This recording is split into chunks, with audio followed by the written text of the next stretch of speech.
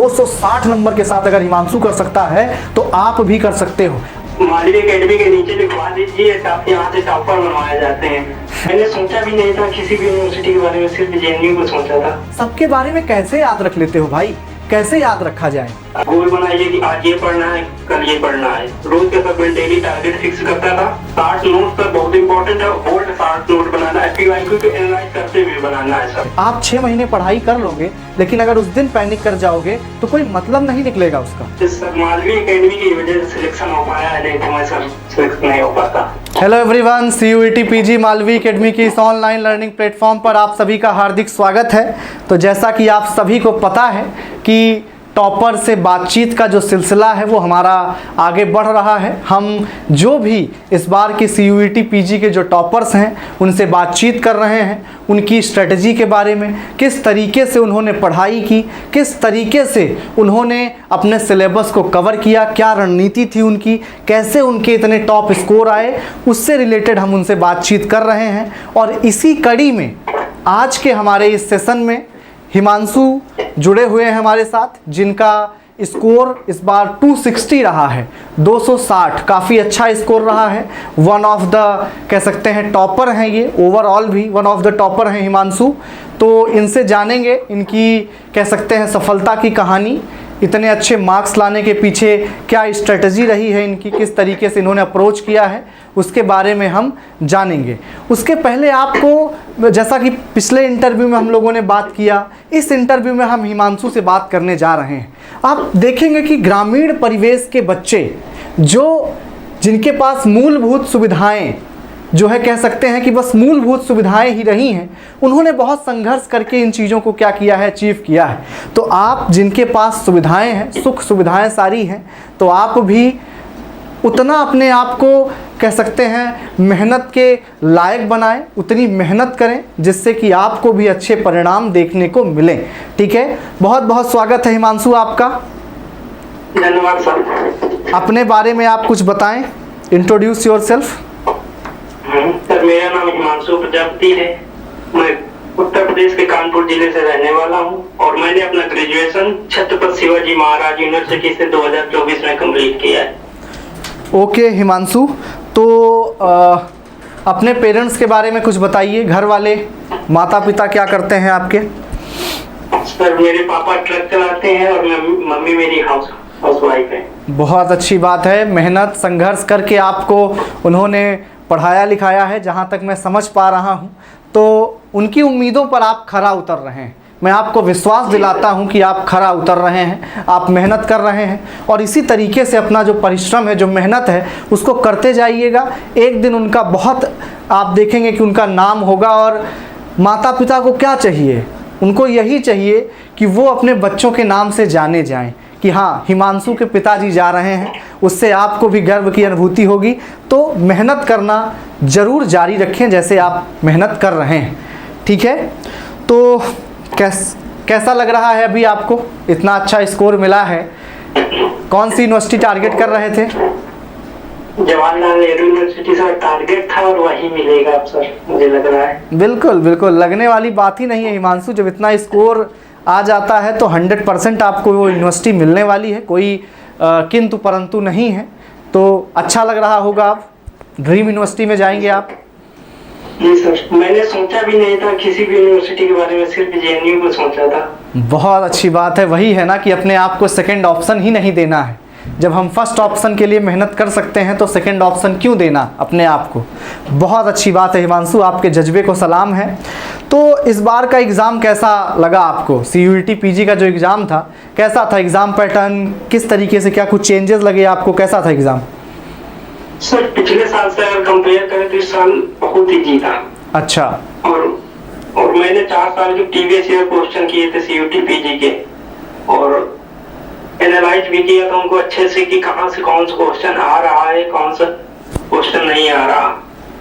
तो वहां से मुझे बहुत अच्छा समझ में आया। और जो सर आपने PYQ ऑप्शनल सीरीज कराई थी सर, वो बहुत मददगार थी मेरे लिए।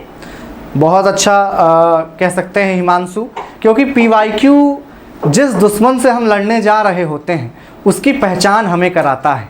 जिस भी एग्ज़ाम की हम तैयारी कर रहे होते हैं, जब हम PYQ लगाते हैं तभी हमें पता चलता है कि क्या उसमें पूछा जा रहा है। तो बहुत अच्छा किया था आपने और उसका परिणाम भी आपको देखने को मिल रहा है। तो हिमांशु, स्टार्ट करते हैं बात कि जब हम कुछ करने जाते हैं, जब हम कुछ तैयारी करते हैं, जब हम कुछ बड़ा सोचते हैं, JNU जाना अपने आप में बड़ी बात है, सोचना ही बड़ी बात है, तो उसमें बहुत सारी चुनौतियां आती हैं, चैलेंजेस आते हैं। तो वो कौन कौन सी चुनौतियां थी, वो कौन कौन से चैलेंजेस थे जो आपने अपनी इस प्रिपरेशन के दौरान, अपनी तैयारी के दौरान फेस किया? उस चैलेंजेस के बारे में बताइए। सर पहला चैलेंजेस था इन्वायरमेंट नहीं मिलता सर पढ़ने के लिए, और ग्रामीण परिवेश में लाइट आती नहीं तो गर्मी बहुत रहती है। तो सर मैंने अपने दीदी के यहाँ पे रह के पढ़ाई की है, लाइब्रेरी वहीं पे ज्वाइन की थे और 1 साल से वहीं पे हूँ राटामपुर में। बहुत मेरे दोस्तों ने मुझे बहुत मदद की सर।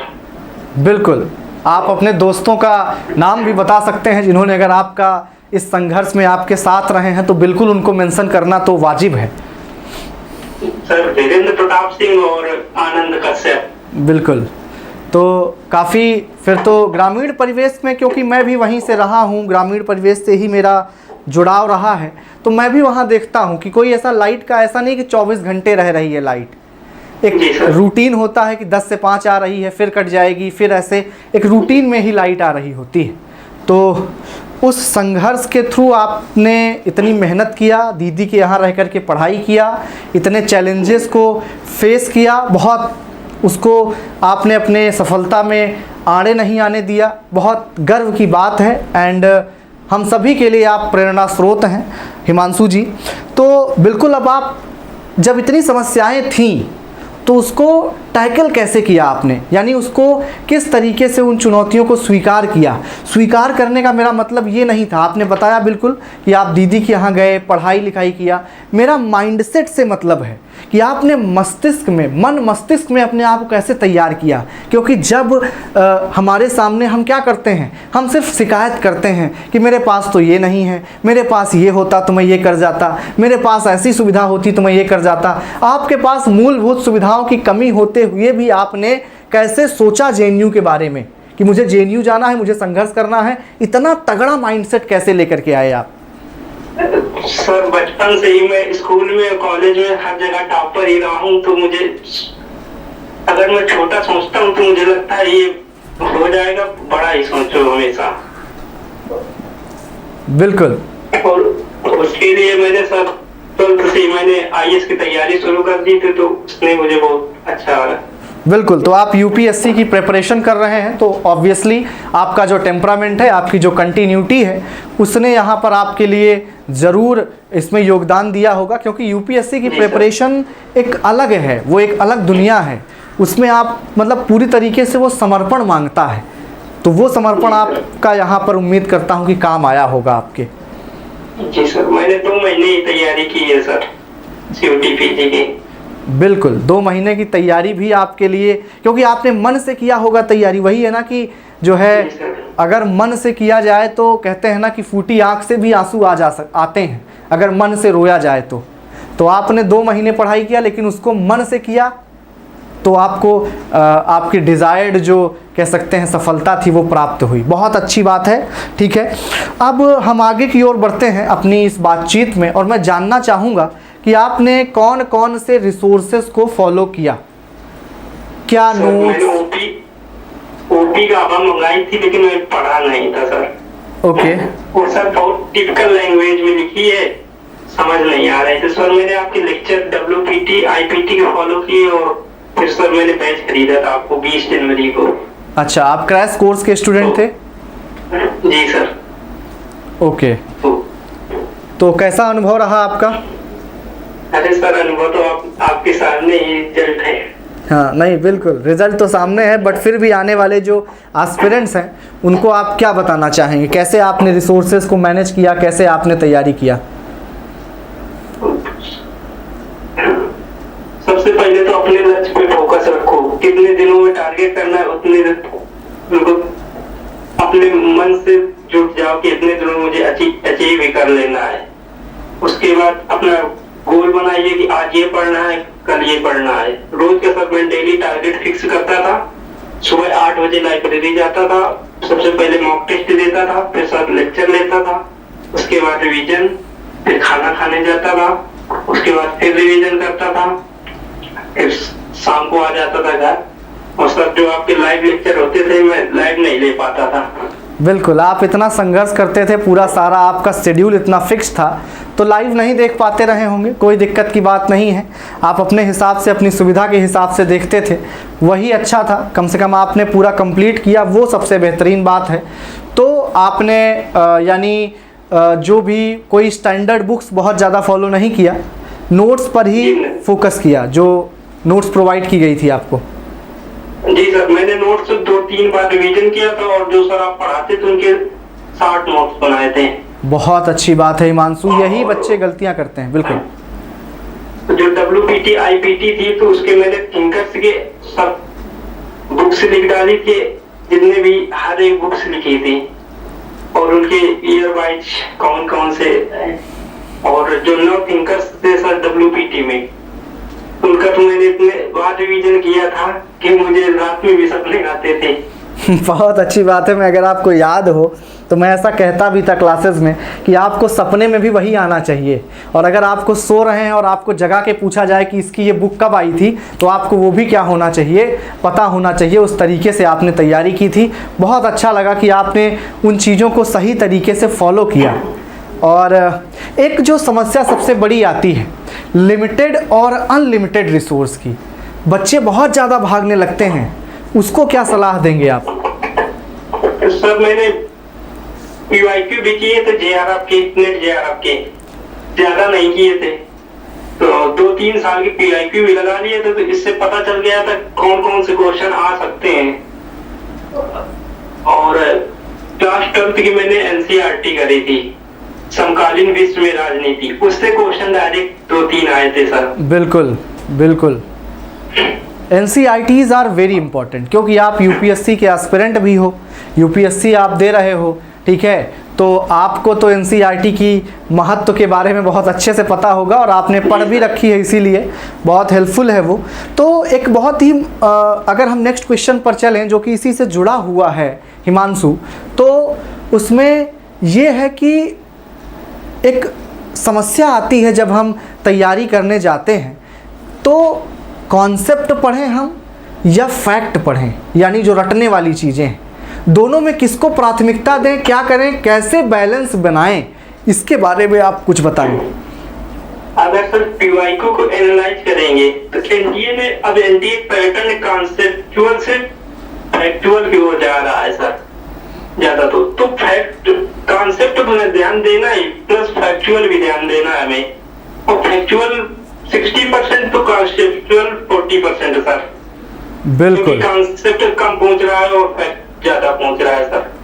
बहुत इंपॉर्टेंट बात आपने बताई हिमांशु की, जो कॉन्सेप्ट है ना, वो तो बेस है, वो हमारा कह सकते हैं वो एक आधार है, एक नींव है। जैसे घर बनता है तो नींव क्या है, नींव की तरह कॉन्सेप्ट है हमारा, क्योंकि कॉन्सेप्ट नहीं होगा तो बहुत फैक्ट आप रट भी लेंगे तब भी आप कुछ नहीं कर पाएंगे। तो कॉन्सेप्ट पर तो ध्यान देना ही है, लेकिन फैक्ट को छोड़ना नहीं है, उस पर एक्स्ट्रा एफर्ट डालने हैं।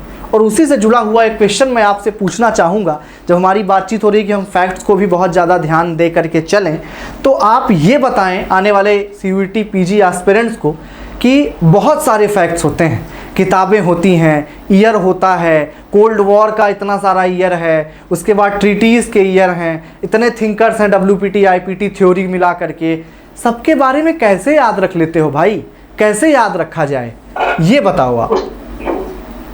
जैसे सर WPT पढ़ते थे सर थिंकर्स के बारे में, तो उसके 60 नोट्स बना रखे थे मैंने फैक्चुअल सीरीज के, 2-3 पेज में सर बन गए थे पूरे। बुक्स की उनकी ईयर वाइज जो मैगजीन थी, जैसे इंडियन पॉलिटिकल थिंकर्स की, तो उनकी मैगजीन की बना लिया 60 नोट्स। और 60 नोट्स सर बहुत इंपॉर्टेंट है, बोल्ड 60 नोट बनाना है, PYQ को एनालाइज करते हुए बनाना है सर। बिल्कुल। तो जो सर आपने बताया था, तो उसमें जितने भी बताया था सर, जैसे TS मार्शल ने बताया था आपने, वो छपा था सर। बिल्कुल छपने।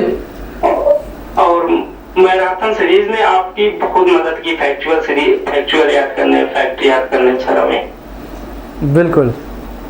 तो छपने को तो बच्चों का ये भी फीडबैक आया कि जो सुबह मैंने क्लास लिया था, अगर आप सुबह उठ गए हों 5 बजे, अगर उठे रहे हों उस दिन, तो मैंने आधे घंटे एक तरीके से सिर्फ YouTube पर आधे घंटे क्लास लिया था, उसमें से 4-5 क्वेश्चन फंस गए थे। जैसे आपका लवलॉक वाला हो गया, ठीक है जी सर, ये क्वेश्चन हो गया, उसके अलावा हाँ।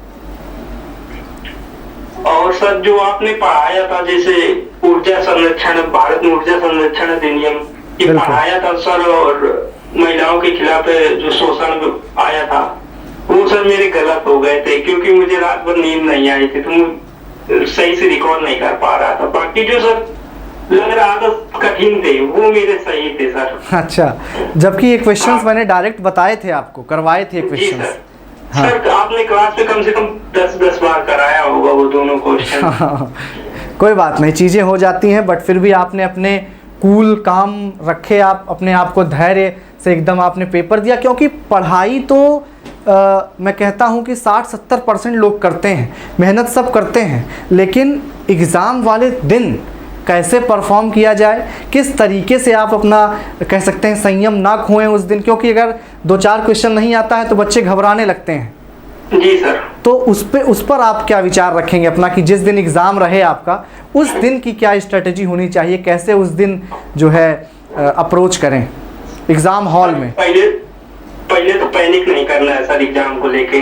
बिल्कुल सर, तो बहुत सारे बच्चे पैनिक कर गए, तो मैं भी पैनिक कर गया था उसमें। इस वजह से मुझे रात भर नींद नहीं आई थी, तो मुझे बहुत खराब लग रहा है, सुबह नींद भी आ रही थी मुझे। बिल्कुल। सबसे पहले अपना माइंड सेट ऐसा तैयार कीजिए कि मुझे इतने क्वेश्चन करने हैं, बस 72-73 क्वेश्चन सर मैंने किए थे, क्योंकि 2-3 क्वेश्चन ऐसे थे जो किसी को भी नहीं आ रहे थे एग्जाम हॉल में।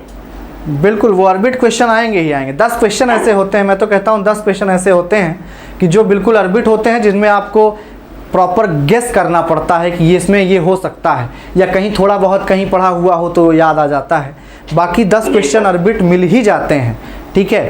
तो बहुत अच्छी तरीके से आपने बताया कि कूल काम रहना है, पैनिक नहीं करना है उस दिन एग्ज़ाम हॉल में, जो कि बहुत इम्पॉर्टेंट है। आप 6 महीने पढ़ाई कर लोगे, लेकिन अगर उस दिन पैनिक कर जाओगे तो कोई मतलब नहीं निकलेगा उसका, कुछ भी उससे कोई फ़ायदा नहीं होने वाला है। तो बहुत अच्छी बात आपने बताई। तो अगर अब हम आगे बढ़ें क्वेश्चन के सिलसिले में, तो जैसे कहते हैं ना कि टॉपर्स जो होते हैं वो आसमान से गिराए जाते हैं, टॉपर्स यहाँ पैदा नहीं होते हैं, लोगों को भ्रम ऐसा होता है। तो मैं आपके माध्यम से ये जो जितने भी अपकमिंग जो एस्पिरेंट्स हैं उनको एक तरीके से मैसेज देना चाहता हूँ कि भैया अगर आप सही से चीज़ें करें तो आप जो है आप भी इस लिस्ट में आ सकते हैं, आप भी 250 प्लस स्कोर आराम से कर सकते हैं। बस हाँ, कुछ चीज़ें हैं जिनको आपको ध्यान में रखना होगा, और वही कुछ चीज़ें मैं आपसे जानना चाहता हूं हिमांशु कि वो कौन सी स्ट्रेटजी थी जिसने आपको टॉप करने में मदद किया।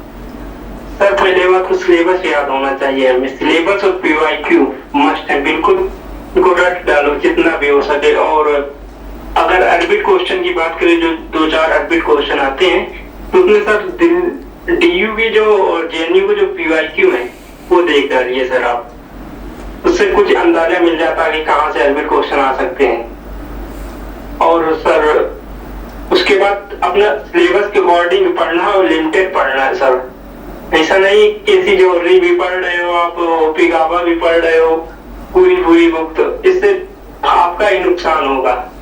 बिल्कुल, बहुत बोल्ड नोट्स बनाने हैं सर हमें, 60 नोट्स, ताकि हम एग्जाम के समय जल्दी से रिवीजन कर सकें उनका, क्योंकि फैक्चुअल अब NTA बहुत ज्यादा फैक्चुअल पूछ रहा है सर। यही मेरा नेक्स्ट क्वेश्चन था जो आपने थोड़ा सा टच किया, इसके बारे में आप और इलाबोरेट करेंगे थोड़ा सा विस्तार से कि इतना सब कुछ हो जाता है। मान लीजिए मैंने भी क्रैश कोर्स में भी मैंने कोशिश किया कि सब कुछ मैं आपको दे दूं, कम से कम अच्छे तरीके से पढ़ा दूं। इतना फैक्ट्स होता है, इतना कॉन्सेप्ट होता है, लास्ट के 2-4 दिन में कैसे रिवीजन होगा, वो क्या तकनीक होगी जिसके तहत, कौन सी टेक्निक के तहत आप वो सारी चीज़ें रिवीजन कर सकते हैं, उसके बारे में बताएं। सर आपने जिस बताया मतलब फैक्चुअल से मैंने बताया कि सर मैंने 60 नोट्स बना रखे थे पूरे, पूरे सिलेबस के अकॉर्डिंग मैंने 60 नोट्स हर थिंकर्स के, WPT और थ्योरी के सब हर थिंकर्स में 60 नोट्स थे, और शायद 25 पेज में पूरा सिलेबस 60 नोट्स में था एक्चुअल के लिए।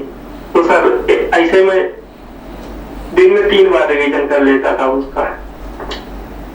बहुत इम्पॉर्टेंट बात आपने अभी बताई कि नोट मेकिंग बहुत इम्पॉर्टेंट है, क्योंकि जो बुकलेट भी होती है ना वो थोड़ा सा डिटेल में प्रोवाइड होती है आपको।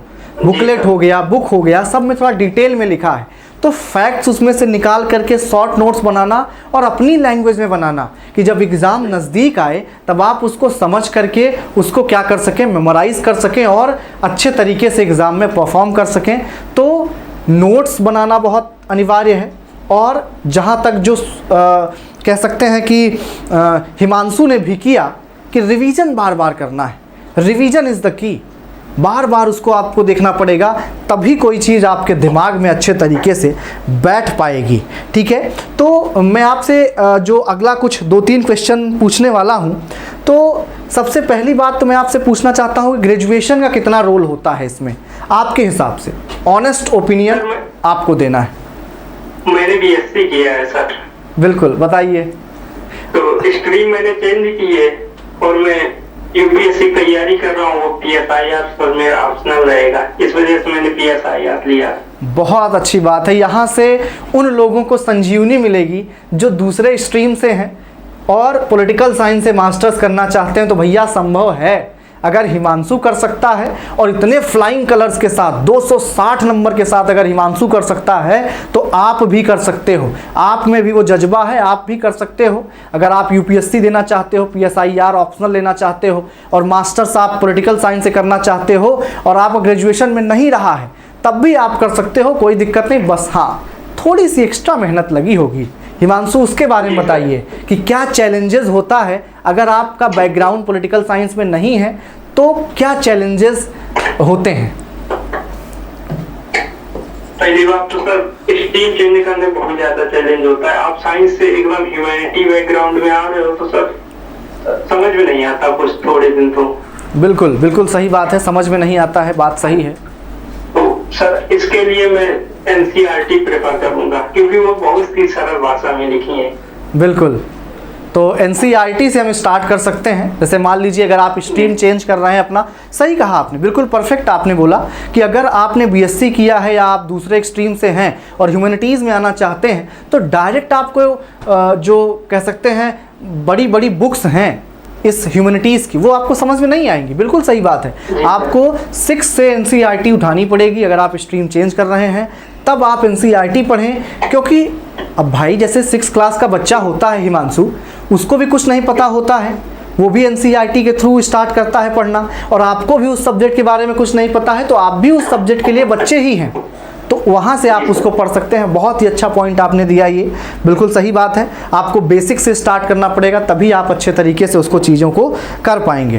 तो PYQ और मॉक टेस्ट का क्या रोल रहता है इसमें? अगला क्वेश्चन मेरा आपसे ये।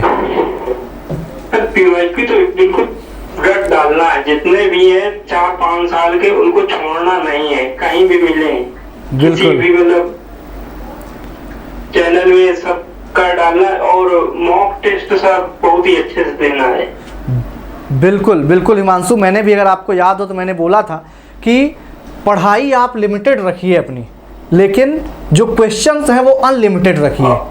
और सर मैंने मॉक टेस्ट जब देता था सर, मैं तो एक पेपर ले लेता था A4 शीट का, तो जो क्वेश्चन नहीं आते थे मुझे तो मैं जरूर नोट करता था। जो क्वेश्चन तुक्का लगता था सर तो मैं जरूर नोट कर लेता, तुक्का जो सही हो जाते थे बिल्कुल जरूर नोट कर, और उसमें बार बार रिवीजन करता था ताकि अगली बार गलत ना हो वो क्वेश्चन। ये परफेक्ट स्ट्रेटजी है, मैं भी हमेशा यही फॉलो करता हूँ जिस भी एग्ज़ाम की तैयारी कर रहा होता हूँ एग्ज़ाम देने के लिए।